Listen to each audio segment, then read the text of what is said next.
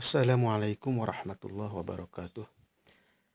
Alhamdulillah, para santri semuanya ya, kita berjumpa kembali dalam pembelajaran secara online, di mana kelas 9 ini sebagian atau mungkin mayoritas sudah ada di pondok dan sebagian yang lain masih ada di rumah. Mudah-mudahan baik yang masih di rumah ataupun yang sudah di pondok dalam keadaan sehat walafiat, selalu diberikan kesehatan, perlindungan Allah Subhanahu wa taala. Amin ya rabbal alamin. Baik, pada pertemuan sekarang ini merupakan poin terakhir dalam materi al-iman bil qada wal qadar. Ini adalah poin yang kelima, ada di halaman 44. Silahkan kalian sambil melihat video materi ini juga membuka modulnya masing-masing. Poin yang kelima ini adalah terkait samaratul imani bil qadar. Samaratul imani bil qadar. Samarot ini artinya jama dari samrotun, ya, kalau diterjemahkan biasanya buah gitu. Berarti di sini samaratul imani bil qadar, buah atau hasil keimanan terhadap qadar. Atau dengan bahasa lain manfaat atau yang semisal dengan bahasa ini bisa kalian cari. Yang jelas maksud dari ini adalah apabila kita beriman kepada takdir, maka akan menghasilkan sesuatu yang baik. Nah, di antara yang baik itu adalah ini, di bawahnya ada poin-poinnya. Man amana bil qadar, siapa yang beriman kepada qadar, maka akan menghasilkan beberapa poin ini. Poin yang pertama adalah ya'rifu anna kulla syai'in, orang yang beriman kepada qadar atau takdir akan mengetahui bahwasannya segala sesuatu. Ya'rifu anna kulla syai'in, akan mengetahui bahwasannya segala sesuatu innama yasiru, itu berjalan, sesungguhnya itu berjalan, wifqo, sesuai hikmatin ulia, hikmah yang tinggi, hikmah Allah yang tinggi. Nah, ini sebenarnya sudah disampaikan di materi terdahulu bahwa segala takdir Allah itu mengandung hikmah, ya. Memang takdir Allah itu kita memandangnya ada yang baik, ada yang buruk gitu ya, Pak. Walaupun hakikatnya semua itu adalah baik, karena takdir Allah itu semuanya adalah mengandung hikmah. Oke, ya. Mengandung hikmah. Entah kita ketahui ataupun tidak kita ketahui. Nah, di pertemuan sebelumnya sudah disampaikan bahwa ada hikmah yang tidak kita ketahui terhadap peristiwa-peristiwa yang baik kita alami, ya. Itu kenapa? Yaitu tadi likusurin fi ilmil insan, karena keterbatasan ilmu manusia gitu. Karena keterbatasan ilmu manusia, maka tidak semua hikmah dari semua peristiwa dapat diketahuinya. Yang jelas kita yakini bahwa hikmah itu ada, karena Allah itu Al-Hakim, ya. Al-Hakim itu yang selalu membuat hikmah dari segala perbuatannya. Kita ambil contoh mungkin ini, ya. Ketika Nabi Khidir yang ditemani oleh Nabi Musa melakukan hal-hal yang menurut Nabi Musa ini ataupun menurut kita ini perbuatan yang tidak masuk akal gitu, ya. Ketika Nabi Khidir melubangi perahu. Kenapa Nabi Khidir melubangi perahu? Ternyata ada hikmahnya, kan? Hikmahnya karena Nabi Khidir bermaksud untuk menghalang-halangi para orang-orang, para penumpang perahu itu untuk keselamatannya gitu kan. Hikmahnya ada di situ. Kemudian kenapa Nabi Khidir membunuh seorang anak gitu. Nah, di situ ada nanti hikmahnya. Kenapa gitu. Ini sebagai contoh kecil gitu ya. Yang hikmah ini Nabi Musa sendiri belum mengetahuinya kecuali ketika sudah dikasih tahu oleh Nabi Khidir sendiri. Kemudian lagi ada contoh lain gitu ya, bahwa ada seseorang itu diceritakan di pedusunan Arab, itu ada seorang yang mempunyai hewan piaraan. Yang pertama ayam, yang kedua keledai, yang ketiga anjing. Nah, ayam digunakan untuk membantu dia membangunkan subuh. Kemudian keledai untuk membantu dalam pekerjaannya, dan anjing untuk menjaga rumahnya. Ini orang ini seperti ini gitu ya hidupnya. Kemudian suatu saat ayamnya mati ya. Ketika dia bangun subuh, ayamnya tidak berkokok. Ketika dilihat ayamnya mati gitu.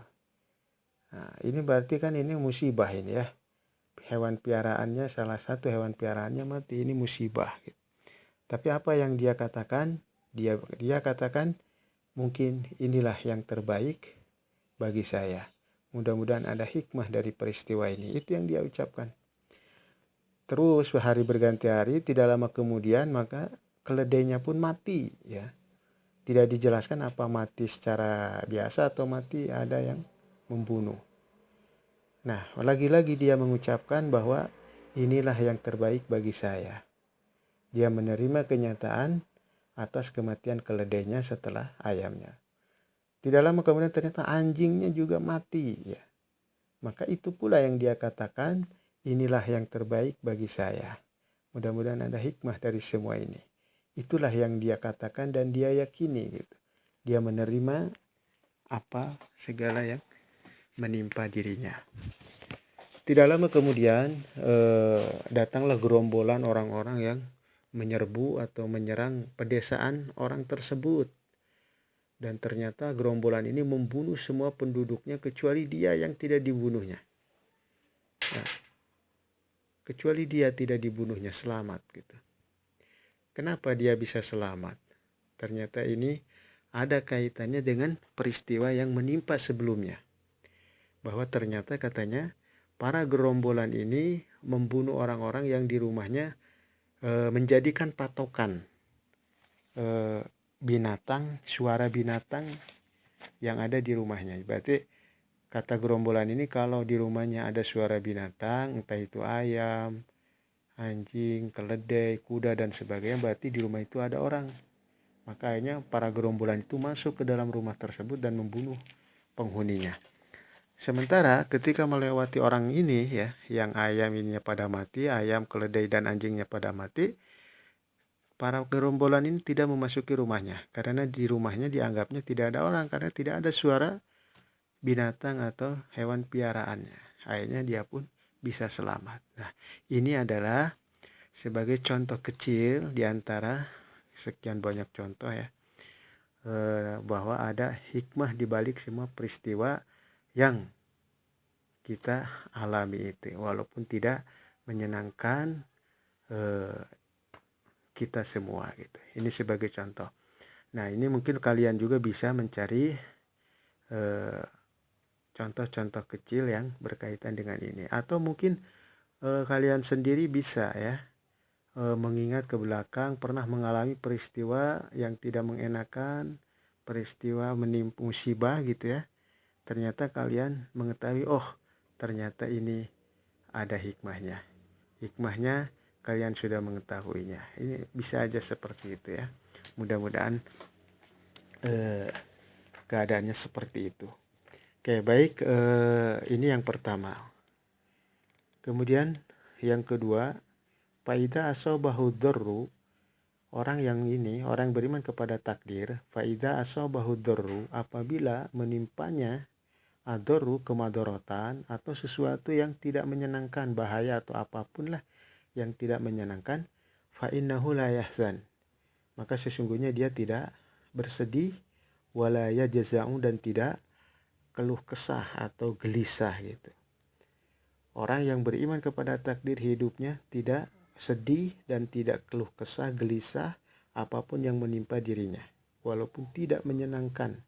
Ya. Dia sikapi dengan tabah, dengan sabar. Kenapa?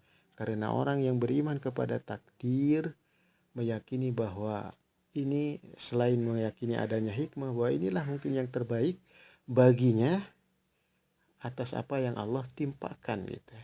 Semuanya ini kehendak Allah dan Allah tidak akan dolim kepada hambanya. Allah mempunyai tujuan yang baik kepada hambanya. Maka kita harus sikapi dengan husnudon, bukan dengan suudon.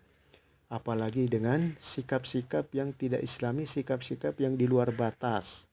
Ya, bahkan sampai melakukan hal-hal yang di luar kemanusiaan. Hal-hal yang di luar yang tidak lumrah, seperti apa? Bunuh diri, sampai bunuh diri, naudzubillah ya. Banyak kasus-kasus orang-orang yang ketika mengalami masalah, entah itu di tempat kerja, entah itu di rumah, entah itu dimanapun, lalu mengambil jalan pintas bunuh diri, naudzubillahi min dzalik, sedangkan bunuh diri adalah dosa besar gitu ya. Kenapa orang sampai melakukan bunuh diri? Ya berarti dia seolah-olah tidak meyakini akan bahwa takdir Allah itu mengandung hikmah, bahwa takdir Allah itu yang terbaik gitu ya, yang harus disikapi dengan kedewasaan, kesabaran, ketabahan gitu. Bunuh diri bukanlah solusi. Orang yang bunuh diri itu menganggap bahwa itu adalah solusi dari permasalahan yang dihadapinya. Padahal justru dengan bunuh diri itu dia akan menghadapi ancaman yang berat dari Allah Subhanahu wa taala, karena bunuh diri itu adalah dosa yang sangat besar dalam Islam. Ya. Ini sebagai contoh sikap di antara sikap-sikap manusia ketika menghadapi masalah. Dan mudah-mudahan kita selalu dijaga oleh Allah ketika mendapat masalah, kita tidak sampai melakukan hal-hal yang dilarang oleh Allah Subhanahu wa taala. Kita bisa melihat ketika di negara-negara maju itu tingkat bunuh dirinya perharinya itu tinggi gitu ya. Kenapa itu? Seperti beberapa negara maju ya, Amerika gitu. Contoh ini, kenapa? Karena kenapa sampai tingkat bunuh dirinya tinggi ya? Nah, itu kita bisa, silahkan kalian bisa cari jawabannya kenapa itu. Ya, diantaranya itu tadi. Ya, karena bunuh diri dianggapnya sebagai solusi. Dan mereka tidak meyakini akan adanya kehidupan setelah kematian. Ketika mereka mati maka selesailah masalah. Itulah yang diyakininya. Berbeda dengan kita, orang yang beriman, bahwa setelah kematian itu tidak ada kehidupan lain gitu. Ada kehidupan lain yang akan menjadi pertanggungjawaban kita ketika kita hidup di dunia ini. Oke, ini yang kedua. Kemudian yang ketiga, wa idza wafaqahu taufik, dan apabila menimpanya taufik ya, taufik itu berarti hal-hal yang baik ya, hal-hal yang sesuai dengan keinginan kita, wan najah, dan kesuksesan, fa innahu la yatakabbar, maka sesungguhnya dia tidak sombong, wala yatafakhar, dan tidak berbangga diri. Karena ini berarti yang ketiga ini adalah kebalikan dari yang kedua. Yang ketiga ini apabila menimpa hal-hal yang menyenangkan, kebaikan, kesuksesan gitu ya. Nah, tidak menjadikan kita sombong dan berbangga diri. Kita harus ingat ketika kita bisa mengambil pelajaran dari beberapa masa lalu, seperti ketika berkuasa disikapi dengan sombong, angkuh dan sebagainya, maka apa akibat dari semua itu? Kita bisa lihat Fir'aun ketika berkuasa, begitu sombongnya dia, begitu angkuhnya dia, bersemena-mena, zalim kepada rakyatnya. karena merasa dia paling berkuasa sampai mengaku Tuhan, naudzubillahi min dzalik, maka lihatlah akibat dari perbuatannya itu. Ya. Peristiwa kisahnya Firaun ini harus menjadi pelajaran bagi kita bahwa manusia itu tidak semestinya berbuat seperti itu. Walaupun tidak ada dalam puncak kekuasaan, itu hanyalah sementara saja. Ketika sudah waktunya berakhir dan terkadang berakhirnya itu dengan hal yang menyedihkan dan mengenaskan, seperti halnya Firaun. Naudzubillahi min dzalik.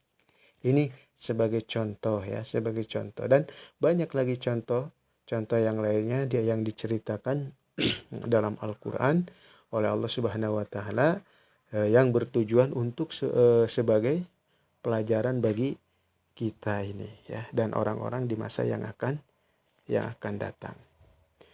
Kemudian poin yang keempat, yakunul abdu nasyitan, akan ada seorang hamba nasyiton, rajin atau giat fil ibadah wa du'a, dalam beribadah dan berdoa.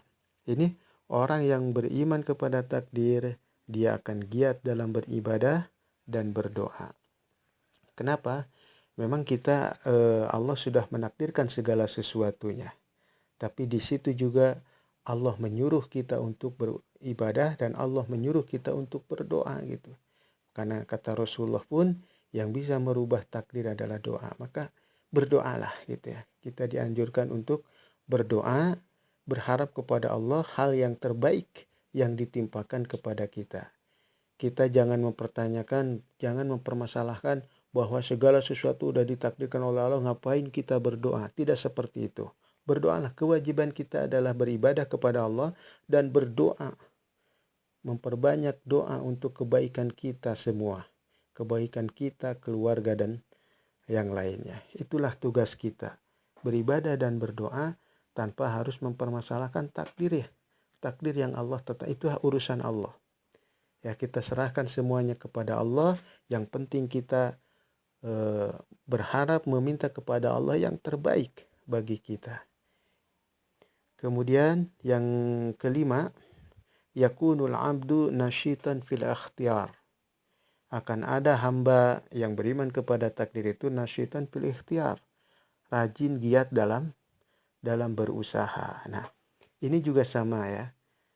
Selain tadi kita dianjurkan, diperintahkan untuk selalu berdoa, memohon yang terbaik bagi kita, kita juga tidak cukup hanya berdoa.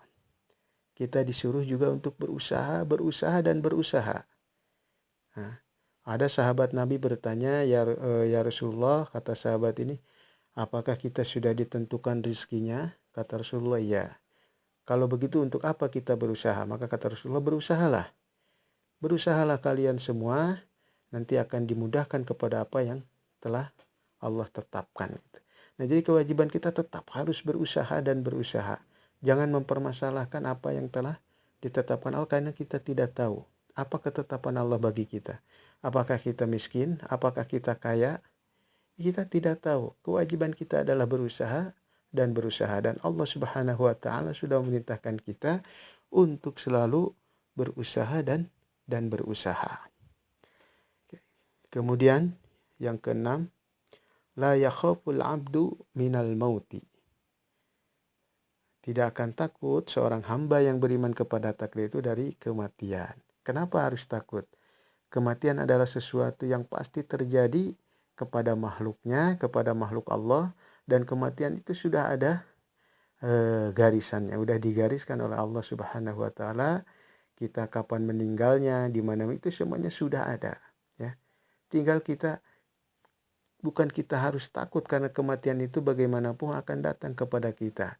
Kewajiban kita adalah menyambut kematian itu dengan sebaik-baiknya. Dengan sebaik-baiknya. Kematian itu harus kita hadapi dengan cara yang terbaik. Gitu. Kemudian poin yang ketujuh, yasbiru wa yatawakkal 'alallahi daiman. Yasbiru akan bersabar, wa yatawakkal dan akan bertawakal Allah daiman, kepada Allah selamanya. Orang yang beriman kepada takdir, dia akan selalu sabar dan tawakal kepada Allah Subhanahu wa taala karena mempunyai keyakinan bahwa semua yang menimpanya adalah yang terbaik, ya, yang Allah berikan kepada kita. Walaupun hakikatnya seperti tidak baik, tapi pada intinya, pada dasarnya itulah mungkin yang terbaik bagi kita. Maka kita harus disikapi dengan kesabaran dan penuh ketawakalan kepada Allah Subhanahu wa taala. Dan yang terakhir, yashkuru ala ni'amillahi lati atahu Allah taala. Orang yang beriman kepada takdir akan bersyukur atas segala nikmat Allah yang diberikan. Nah, ini adalah poin yang terakhir, yaitu selalu bersyukur dan bersyukur, ya. Karena Allah Subhanahu wa taala telah menyampaikan di dalam kitabnya bahwa la in syakartum la azidannakum wa la in kafartum inna azabi lasyadid. Apabila kita bersyukur, maka Allah akan tambah, dan apabila kita kufur terhadap nikmatnya, maka sesungguhnya azabku sangat pedih. Ini ancaman Allah Subhanahu wa taala. Oke. Baik, ini adalah poin-poin terkait buah atau hasil daripada keimanan kita kepada takdir. Poin-poin ini insya Allah bisa kita tambahkan, tidak terbatas kepada poin-poin ini. Bisa kita tambahkan, bisa kita cari lagi. Tentunya masih ada lagi, gitu ya. Oke, baik, ini materi yang bisa disampaikan pada pertemuan ini. Mudah-mudahan ada manfaatnya dan kita bisa mengamalkannya. Amin ya robbal alamin. Terima kasih kepada semuanya yang telah melihat video materi ini, dan apabila ada hal yang ingin dibicarakan, dikomunikasikan, insya Allah bisa via Zoom atau yang lainnya. Wabillahi taufiq wal hidayah. Wassalamualaikum warahmatullahi wabarakatuh.